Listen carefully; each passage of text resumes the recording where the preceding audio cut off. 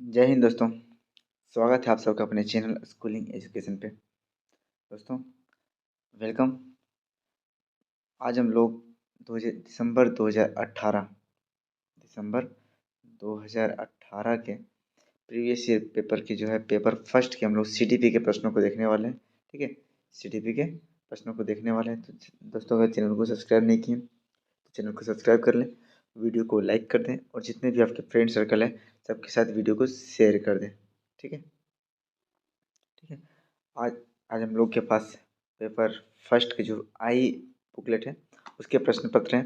तो बिना देरी के दोस्तों हम लोग स्टार्ट करते हैं। प्रश्न नंबर 1 की ओर चलते हैं। ठीक है, तो पहला प्रश्न है दोस्तों हम लोग का आनुवांशिकता और पर्यावरण से। दोस्तों, अगर आप टेलीग्राम चैनल से नहीं जुड़े हैं तो चैनल से जुड़ जाइए। चैनल का नाम स्कूलिंग एजुकेशन है। वहाँ पे आपको notifications, links, PDF, study material सारे वहाँ पे प्रोवाइड किए जाएंगे। तो बिना देर किए आप वहाँ पे जुड़ जाइए दोस्तों। ठीक है, आइए हम लोग देखते हैं आज का पहला प्रश्न हम लोग का आनुवांशिकता से। ठीक है, आनुवांशिकता और पर्यावरण की भूमिका के बारे में निम्नलिखित में से कौन सा कथन सत्य है। हेरिडिटी और इन्वायरमेंट, इधर इंग्लिश में प्रश्न दिए हुए हैं दोस्तों, तो उसको भी आप लोग साथ साथ देखते हुए चलेंगे। ठीक है, पहला में दिया है विकास के कुछ पहलू आनुवांशिकता और कुछ अन्य पर्यावरण से अधिक प्रभावित होते हैं। दूसरे में दिया है सीखने और प्रदर्शन करने की एक बच्चे की क्षमता जीनों द्वारा पूरी तरह से निर्धारित की जाती है। तीसरा में दिया है अच्छी देखभाल और पौष्टिक आहार बच्चे के किसी भी जन्मजात विकार को दूर कर सकता है। और तीसरा चौथा में दिया है पर्यावरण केवल बच्चे के भाषा विकास में महत्वपूर्ण भूमिका निभाता है।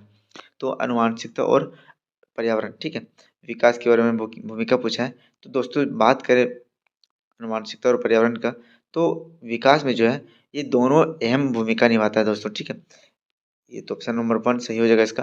विकास के कुछ पहलू आनुवांशिकता और कुछ अन्य पर्यावरण से अधिक प्रभावित होते हैं। ठीक, certain aspects of development are influenced more by heredity and other more by environment। ठीक, अब दूसरा नंबर हम लोग क्वेश्चन की ओर चलते हैं दोस्तों। निम्नलिखित में से कौन सा कथन पियाजे के सिद्धांत के अनुसार नहीं कहा जा सकता है। सेकेंड, निम्नलिखित में से कौन सा कथन पियाजे के सिद्धांत के अनुसार नहीं कहा जा सकता। ठीक है, जीन पियाजे का सिद्धांत था। ठीक है, संज्ञानात्मक विकास का सिद्धांत, उन्हीं के सिद्धांत के अनुसार इसमें पूछा गया है कौन सा कथन असत्य है या फिर गलत है। तो पहला दिया है विकास गुणात्मक चरणों में होता है। दूसरा में दिया है बच्चे अपनी दुनिया के बारे में ज्ञान का निर्माण और उपयोग करते हैं। तीसरा दिया है निरंतर अभ्यास से अधिगम होता है। और चौथा में दिया है बच्चे अपने पर्यावरण पर क्रिया करते हैं। ठीक है, तो इसमें से कौन सा कथन असत्य है दोस्तों या फिर कौन सा कथन सही नहीं है। तो यह जीन पियाजे की बात करें तो ये स्विट्जरलैंड से थे। ठीक है, इन्होंने बताया कि विकास गुणात्मक चरणों में होता है, ये आपका सही है। दूसरे में बच्चे जो है अपने दुनिया के बारे में ज्ञान का निर्माण और उपयोग करते हैं, तो ये भी आपका टू भी सही है। तीसरा में दिया निरंतर अभ्यास, ड्रिल एंड प्रैक्टिस की बात जिन पियाजे नहीं करते हैं दोस्तों, ये रचनावाद के क्या बोलते हैं वैज्ञानिक थे। ठीक है, मनोवैज्ञानिक थे। ऑप्शन नंबर 4 में वो भी आपका सही है। तो जो learning take place through constant practice, ये आपका असत्य हो जाएगा। ठीक, नेक्स्ट में तीसरा प्रश्न है दोस्तों हम लोग का निम्नलिखित में से कौन सी पूर्व संक्रियात्मक विचार की सीमा नहीं है। ठीक है, यह भी आपका किससे है, तो ये जीन पियाजे का संज्ञानात्मक विकास के सिद्धांत से है। ठीक है, तो यह इसका जो ये अवस्था है पूर्व संक्रियात्मक अवस्था का सीमा नहीं है। तो पहले में दिया है ध्यान केंद्रित करने की प्रवृत्ति, दूसरा में है प्रतीकात्मक विचार का विकास, तीसरा है में है अहम मान्यता और चौथा में है अनुकर्मण्यता। ठीक है, तो इसमें से कौन which following is not the elimination of the pre operational thoughts. ठीक है, ऑप्शन इंग्लिश में दिए हुए हैं दोस्तों, इंग्लिश को देखते हुए चलेंगे। तो जो पूरी संक्रियात्मक जो विचार है वो आपका जो ऑप्शन नंबर इसका 2 जो है ये आपका गलत हो जाएगा, ये यह असत्य है। ठीक है, प्रतीकात्मक विचार का विकास इसमें नहीं होता है। ठीक, अब बात करें दोस्तों नेक्स्ट प्रश्न की ओर हम लोग चलते हैं।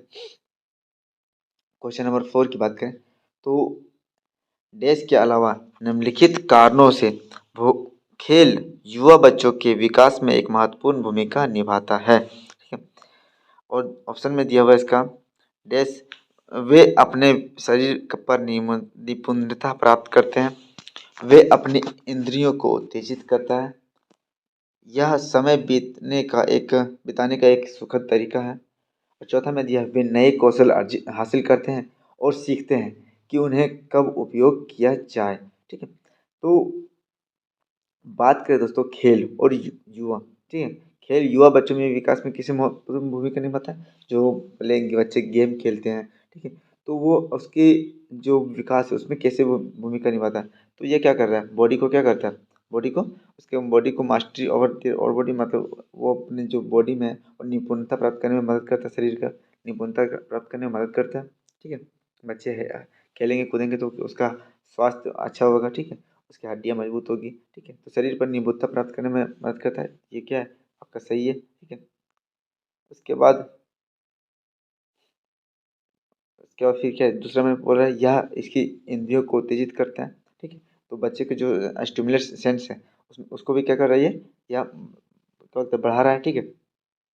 तीसरा में दिया यह समय बिताने का सुखद तरीका, तो ये ऑप्शन क्या हो जाएगा आपका, गलत हो जाएगा। चौथा में दिया है बच्चे खेलते हैं तो क्या होगा, उस कौशल हासिल करेंगे, नए कौशल को सीखेंगे और सीखने के साथ साथ उसका उपयोग कैसे उपयोग करना है वो जानेंगे। तो ऑप्शन नंबर 1, 2 और 4 सही है। ठीक है। लेकिन 3 क्या है, ये आपका गलत है। ठीक है। तो ये आपका हो जाएगा रॉन्ग।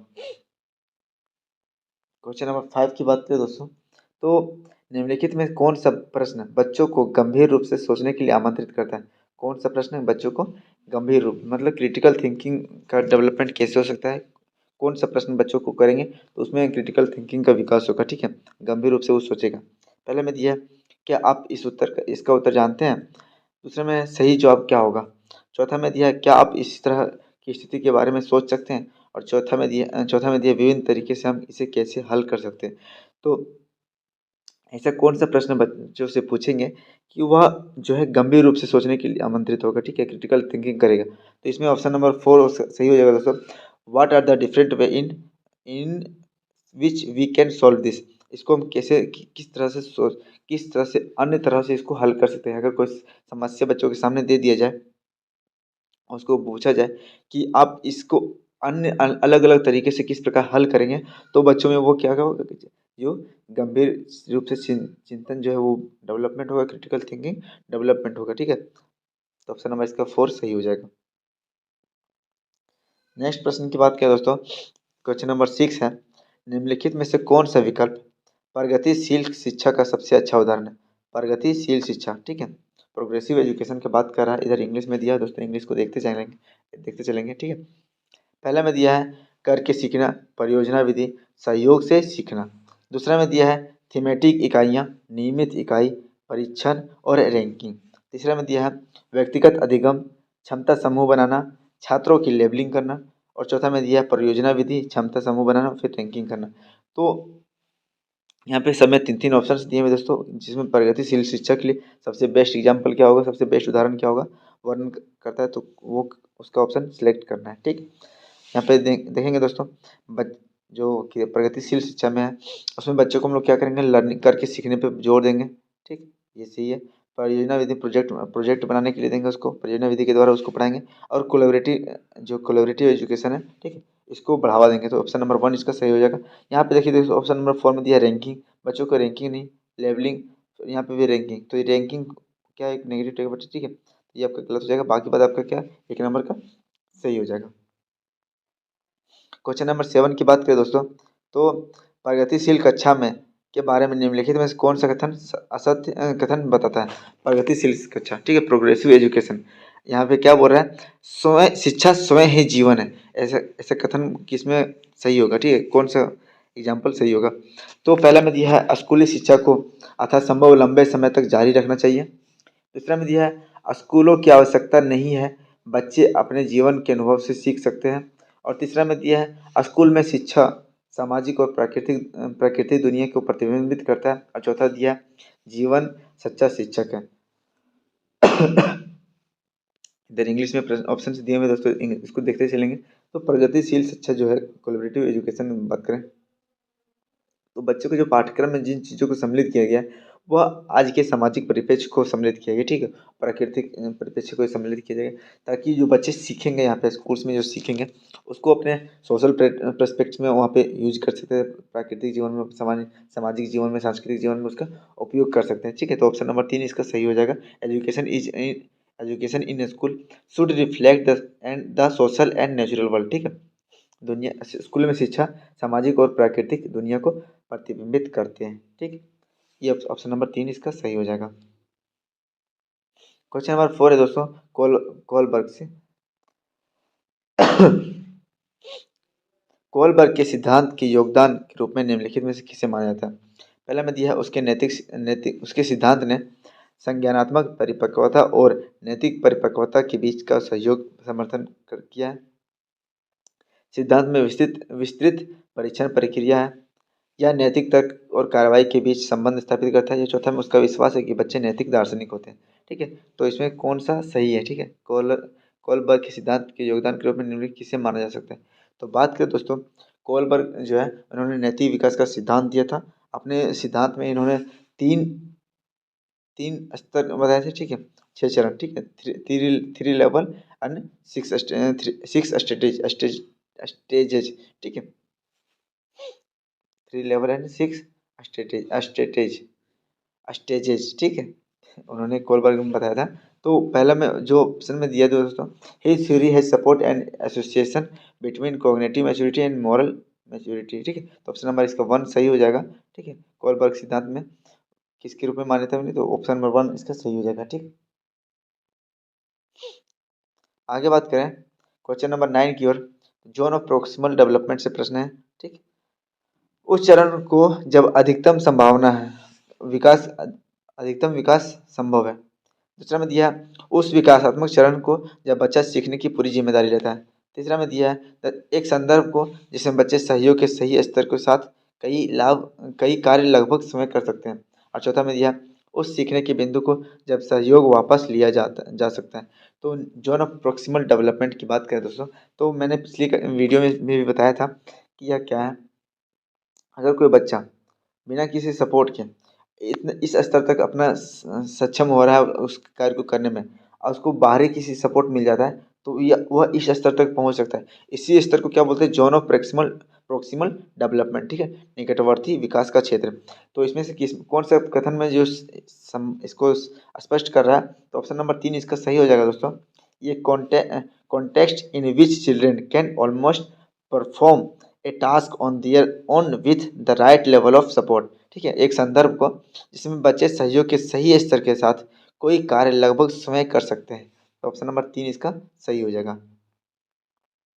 क्वेश्चन नंबर 10 की बात करें तो एक उभयलिंगी व्यक्तित्व में किसका उसके विशेषता के बारे में पूछा गया है, ठीक है। स्त्री लक्षणों वाले पुरुष को संदर्भित करता है। दूसरे में दिया है में आमतौर पर माने गए मर्दाना और स्त्री गुणों का समायोजन होता है। तीसरा में दिया है में दृढ़ और अहंकारी होने की आदत होती है। चौथा में दिया है समाज में प्रचलित रूढ़िवादी लिंग भूमिका का पालन करता है।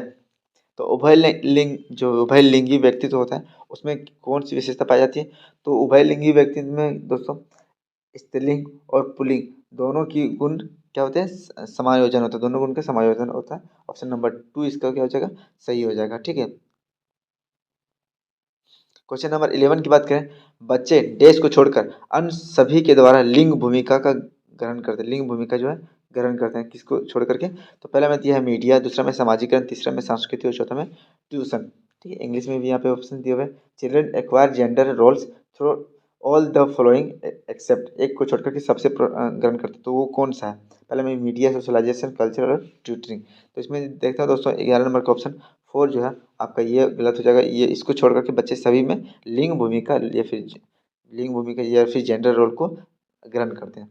मीडिया हो जाएगा सही है, सामाजिकरण सही है, संस्कृति भी सही है, लेकिन ऑप्शन नंबर 4 क्या है आपका? गलत है। क्वेश्चन नंबर 12 की बात करें दोस्तों, 12वां नंबर प्रश्न हमारा है मानकीकृत परीक्षणों की आलोचना में से एक है कि वे मुख्य रूप से मुख्य धारा की संस्कृति का प्रतिनिधित्व करते हैं, इसलिए पक्षपाती हैं, उनकी भाषा को समझना मुश्किल है, या फिर परीक्षण बड़ी आबादी पर लागू नहीं किया जा सकता, और चौथा में दिया है वे बच्चों की क्षमता की स्पष्ट तस्वीर नहीं देते हैं। तो जो मानकीकृत परीक्षण है, जो है स्टैंडर्डाइज्ड टेस्ट है, उसका क्रिटिसाइज कौन सा है? तो वह मुख्य रूप से मुख्य धारा की संस्कृति का प्रतिनिधित्व करते हैं और इसलिए पक्षपाती हैं। इसका ऑप्शन एक हो जाएगा सही। ठीक है। अब क्वेश्चन नंबर 13 की बात करें तो नेक्स्ट है एक एकाधिक बुद्धि, मतलब बहुबुद्धि एक से अधिक बुद्धि वाली बात कर रहा है। सिद्धांत का कहता है यह एक से अधिक बुद्धि वाले जो सिद्धांत है, यह किसने दिया था दोस्तों? तो यह हावर्ड गार्डनर ने दिया था। ठीक है, हावर्ड गार्डनर ने दिया था। हावर्ड गार्डनर ने दिया था। ठीक। तो एकाधिक बुद्धिमानी का सिद्धांत कहता है कि एक बुद्धि जो है तेजी से बढ़ाई जा सकती है। बुद्धि कई प्रकार की हो सकती है और पेपर पेंसिल परीक्षण सहायक नहीं है। और चौथा में प्रभावी अध्ययन के लिए बुद्धि बढ़ाई जा सकती है। तो कौन सा है ऑप्शन सही हो जाएगा दोस्तों? तो ऑप्शन नंबर बहुबुद्धि सिद्धांत है दोस्तों। Intelligence can be several kinds, जो बुद्धि है वह कई प्रकार की हो सकती है। ऑप्शन नंबर 2 इसका सही हो जाएगा। बहुबुद्धि का सिद्धांत किसने दिया था? तो ये हावर्ड गार्डनर ने दिए थे। ठीक है। क्वेश्चन नंबर 14 की बात करें, सीखने सीखने के लिए मूल्यांकन और सीखने के मूल्यांकन दोनों का उपयोग कर सकते हैं। ठीक है, सीखने के लिए मूल्यांकन और सीखने का मूल्यांकन दोनों का उपयोग कर सकते हैं। किसमें? बच्चे की प्रगति और उपलब्धि स्तर को जानने के लिए, बच्चे की सीखने की जरूरत को जानने के लिए और तदनुसार शिक्षण रणनीति का चयन करने के लिए। ठीक। तीसरे में दिया है आवधिक अंतरालों पर बच्चे के प्रदर्शन का आकलन करने और उसके प्रदर्शन को प्रमाणित करने में। और चौथा में है बच्चे की प्रगति की निगरानी करने और सीखने के अंतराल को भरने के लिए। तो इसका राइट ऑप्शन क्या हो जाएगा? इसका राइट ऑप्शन क्या हो जाएगा दोस्तों? तो बात करें अगर सीखने के लिए मूल्यांकन और सीखने का मूल्यांकन, यही ना, सीखने के लिए मूल्यांकन और सीखने का मूल्यांकन दोनों में से कौन सा इसका सही हो जाएगा? तो हम लोग ऑप्शन नंबर इसका 1 सही हो जाएगा। Knowledge and know children's progress and achievement level, बच्चों का जो प्रगति किस प्रकार से बच्चा डेवलप कर रहा है, किस प्रकार से सीख रहा है, उसकी प्रगति और उपलब्धि स्तर, उसकी क्या उपलब्धि हो रही है, उसके लेवल को जानने की मदद करता है। ठीक है, तो ऑप्शन नंबर 1 इसका सही हो जाएगा। क्वेश्चन नंबर 15, निम्नलिखित में से कौन सा सतत और व्यापक मूल्यांकन से संबंधित नहीं है? पहला में है इसे भारत की शिक्षा के अधिकार अधिनियम द्वारा अनिवार्य किया गया। यह शिक्षण अधिनियम अधिगम प्रक्रिया का एक अभिन्न अंग है। यह विभिन्न क्षेत्रों में बच्चे की उपलब्धि पर केंद्रित है। और चौथा है बच्चे के को धीमा, खराब और बुद्धिमान के रूप में चिन्हित करने का उपयोगी करता है। जो मूल्यांकन का कौन संबंधित नहीं है या सतत और व्यापक मूल्यांकन से कौन सा संबंधित नहीं है? तो सतत और मूल्यांकन जो प्रणाली जो दोस्तों, इसको कब लाया गया? तो ये शिक्षा के अधिकार अधिनियम के द्वारा अनिवार्य किया गया। ऑप्शन 1 सही है दोस्तों। It has been mandated by the right to education act in India. ठीक है, यह शिक्षा अधिगम प्रक्रिया के एक अभिन्न अंग है। ठीक है, ऑप्शन नंबर 2 भी आपका ये सही है। ऑप्शन नंबर 3 में दोस्तों, यह शिक्षा क्षेत्र में बच्चों की उपलब्धि पर केंद्रित है, यह भी आपका सही है। और ऑप्शन नंबर 4 में दिया है क्या?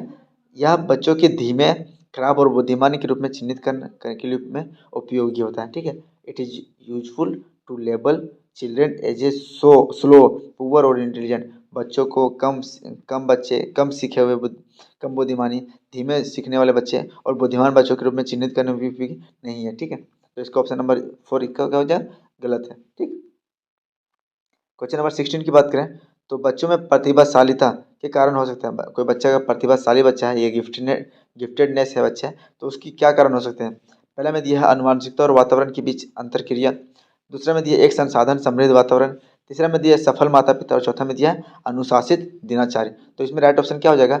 बच्चों में प्रतिभाशालीता के होने के कारण हो सकते हैं, तो वह बच्चा में क्या होगा?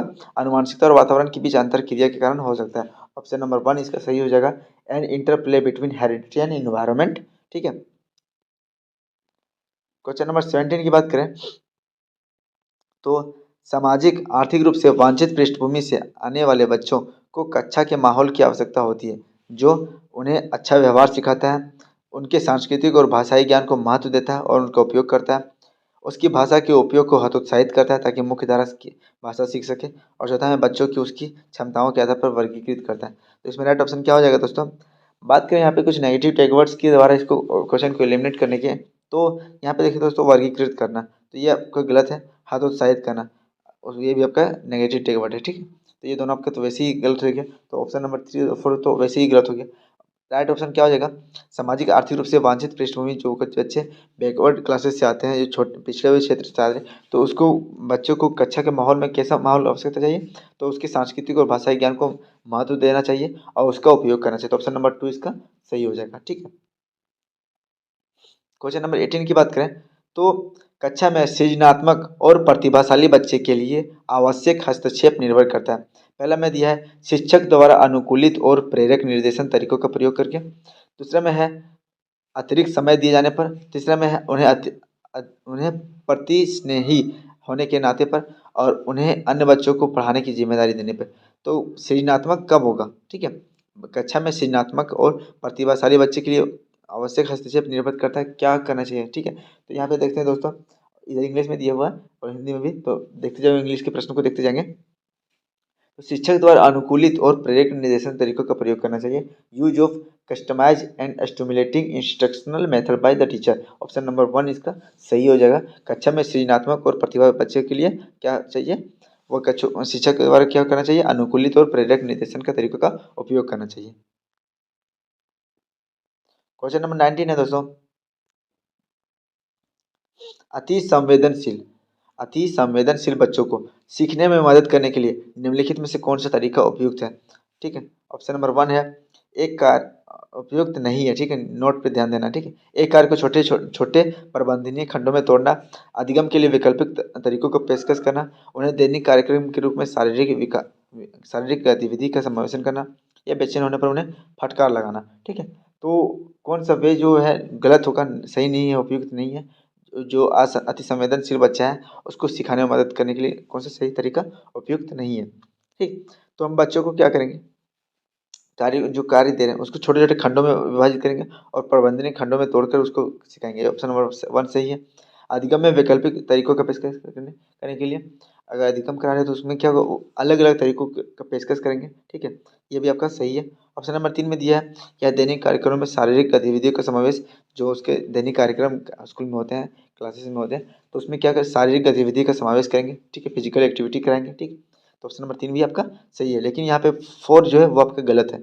अगर बच्चा कोई बेचैन है, स्ट्रेस में है, तो उसको फटकार नहीं लगाना है, ठीक है। उसको उसको समझना चाहिए हमें कि वो क्या क्या कारण है कि वह उस प्रकार का बिहेवियर कर रहा है, बेचैन क्यों है, उसको समझना चाहिए। लेकिन यहाँ पे फटकारना ये क्या है, आपका गलत नेगेटिव टेक अवे है, ठीक है। डांटना, फटकारना, मारना, पीटना, ये सारे क्या आपके नेगेटिव टेक अवे में आते हैं, ठीक। क्वेश्चन नंबर 20 की बात करें तो अलग अलग सोच वाले पैटर्न उन बच्चों की पहचान करते हैं। अलग अलग सोच वाले जो पैटर्न है वो किस बच्चों की पहचान करता है, विकलांग बच्चों की, डिस्लेक्सिया बच्चों की, सृजनात्मक बच्चों की, या प्रतिस्थाई बच्चे की, ठीक है। पैटर्न इन डाइवर्जेंट थिंकिंग, ठीक है, वो अलग अलग सोच है उसका, एक चीज एक कोई समस्या है तो उसके बारे में अलग अलग सोच के द्वारा अलग अलग समस्या अलग अलग हल दे सकता है, ठीक है। तो इसे कौन सा बच्चा है जिसमें ये सब इसका बोलते हैं डाइवर्जेंट थिंकिंग काम करता है, डाइवर्जेंट थिंकिंग है, ठीक है।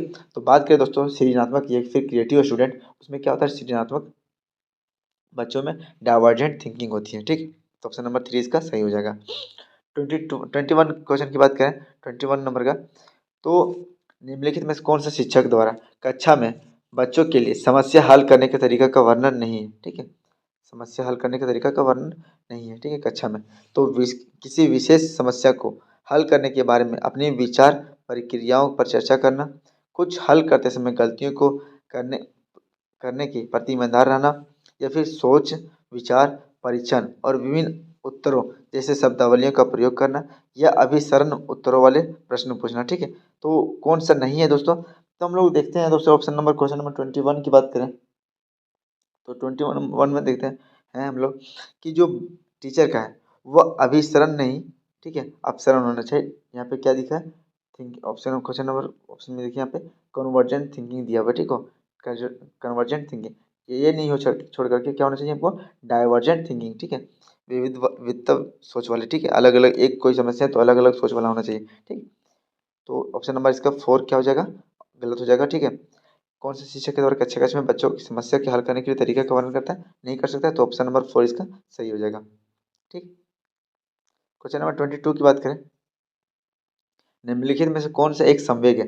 संवेग की बात करें, इमोशन है, कौन सा इमोशन है? स्मृति है, डर है, ध्यान है, या उत्तेजना है?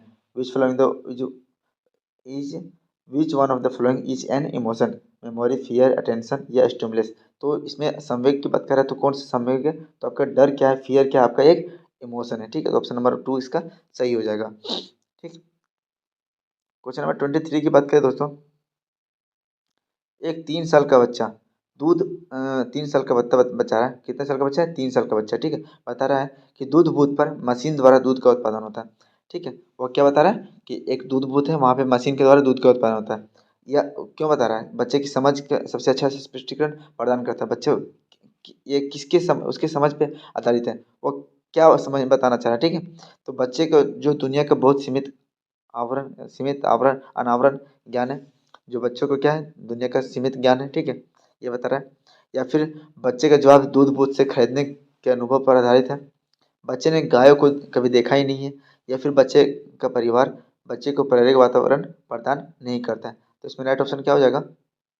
अगर 3 साल का बच्चा बता रहा है दोस्तों, 3 ईयर्स का बच्चा है, वो बता रहा है कि दूध बूथ पर दूध जो है मशीन के द्वारा उत्पन्न होता है, तो ये उसके दिमाग में किससे आया कि उसने वहाँ पे जब देखा कि दूध बूथ पे दूध का उत्पादन वहाँ पे हो रहा है, तभी तो उसका दूध बूथ पे जो खरीदने के लिए गया, तो वहाँ पे देखा कि कोई आदमी ने दिया उसको। ठीक है, कहाँ से दिया? किसी मशीन से निकाल के दिया। ठीक है, तो वो चीज़ उसने देखा, तो वही उसका बता रहा है। तो उसका जो ये अनुभव है, उस पर आधारित उसका उत्तर है।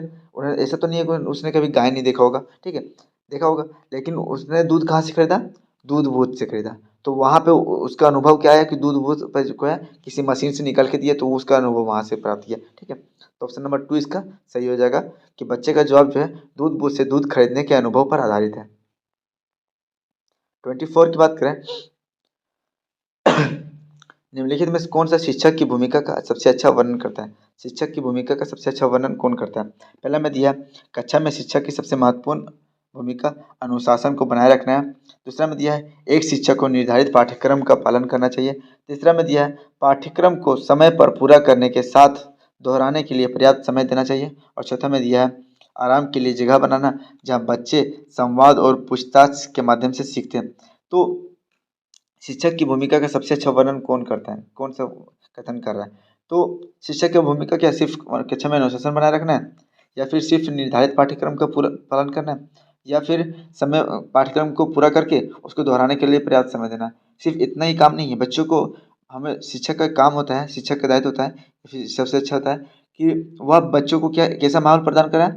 आरामदायक, फियरलेस माहौल प्रदान करे। ठीक है, फियर रिलैक्स माहौल प्रदान करे, ताकि बच्चे बिना डर के, बिना भय के शिक्षक से अपने मन के बातों को जो मन जो क्वेश्चन से मन में उत्पन्न जो प्रश्न है उसका हल प्राप्त कर सके शिक्षक से। ठीक है, तो ऑप्शन नंबर 4 क्या हो जाएगा? इसका सही हो जाएगा, creating a relaxed space where children learn through dialogue and inquiry.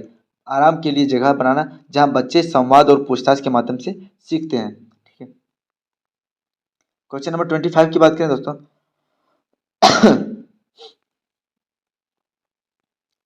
निम्नलिखित में से कौन सा कक्षा समृद्ध कक्षा को प्रोत्साहित करता है? कौन सा कक्षा जो है समृद्ध कक्षा को प्रोत्साहित करता है?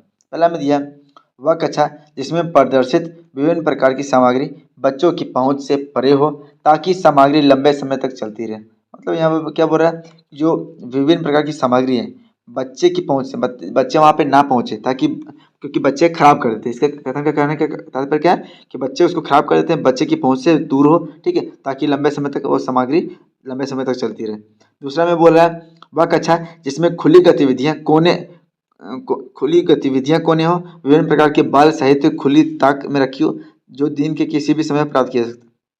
ऐसा क्लासरूम में एक्टिविटी कॉर्नर हो बच्चों के लिए। ठीक है, जहाँ पे बच्चे खेले कूदे, ठीक है, एक्टिविटी के माध्यम से सीखे, और विभिन्न प्रकार की जो बाल साहित्य होते हैं बच्चों की जो पुस्तकें होती है, ठीक है, कॉमिक पुस्तकें होती है, और फिर बच्चों की सीखने के लिए पुस्तकें होती है, वो किसी खुले ताक में रखे हो, ताकि दिन में किसी भी समय वहाँ से प्राप्त किया जा सके।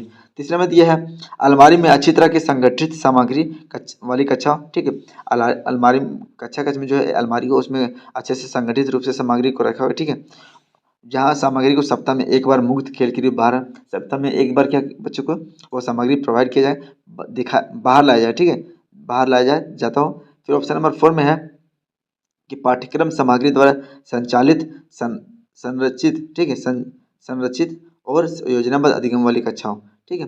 तो बात करें दोस्तों समृद्ध कक्षा की, तो बच्चों के क्लासरूम में क्या होना चाहिए, एक एक्टिविटी कॉर्नर होना चाहिए, ठीक है, जहाँ पे बच्चे क्रिएटिव अपना काम कर सकते हैं, ठीक है, एक्टिविटी के माध्यम से सीख सकें। और बाल साहित्य की जो पुस्तकें हैं, उसकी जो इंजॉयमेंट वाली पुस्तकें, इंटरेस्ट वाली पुस्तकें बच्चों के, वो पुस्तकें किसी खुले ताक पे हो, ठीक है, या सेल्फ में रखी हो, जो कि दिन में किसी भी समय पर प्राप्त किया जा सके। तो ऑप्शन नंबर 2 इसका सही हो जाएगा, ठीक। क्वेश्चन नंबर 26 की बात करें तो निम्नलिखित में से कौन सा कक्षा में पुस्तकों की भूमिका का सबसे अच्छा वर्णन है। कक्षा में जो पुस्तक होती है, क्लासरूम की पुस्तकें हैं, उसकी भूमिका का सबसे अच्छा वर्णन कौन कर रहा है। तो वे कक्षा में उपलब्ध संसाधन और संदर्भ सामग्री में से एक है। वे राज्य या राष्ट्र में अधिगम की एकरूपता बनाए रखने में, ठीक है। वे अध्ययन के पाठ्यक्रम के बारे में शिक्षकों और माता पिता को मार्गदर्शन प्रदान करते हैं, या फिर फॉर्म में बेस संसाधन रहित संदर्भ में सबसे आवश्यक अधिगम साधन बनाते हैं। तो पाठ्य पुस्तकों की बात करें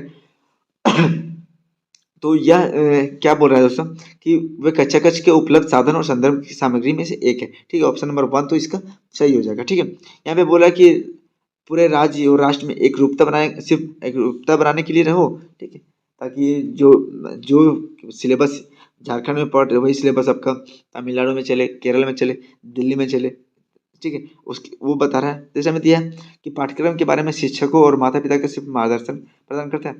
तो हाँ तो दोस्तों 26 का क्या हो जाएगा, ऑप्शन नंबर 1 इसका सही हो जाएगा, ठीक है। टेक्निकल प्रॉब्लम आ गया था, उसके कारण से भेज देना अपना, ठीक है। 26 का क्या हो जाएगा, 21 सही हो जाएगा, 1 नंबर का सही हो जाएगा।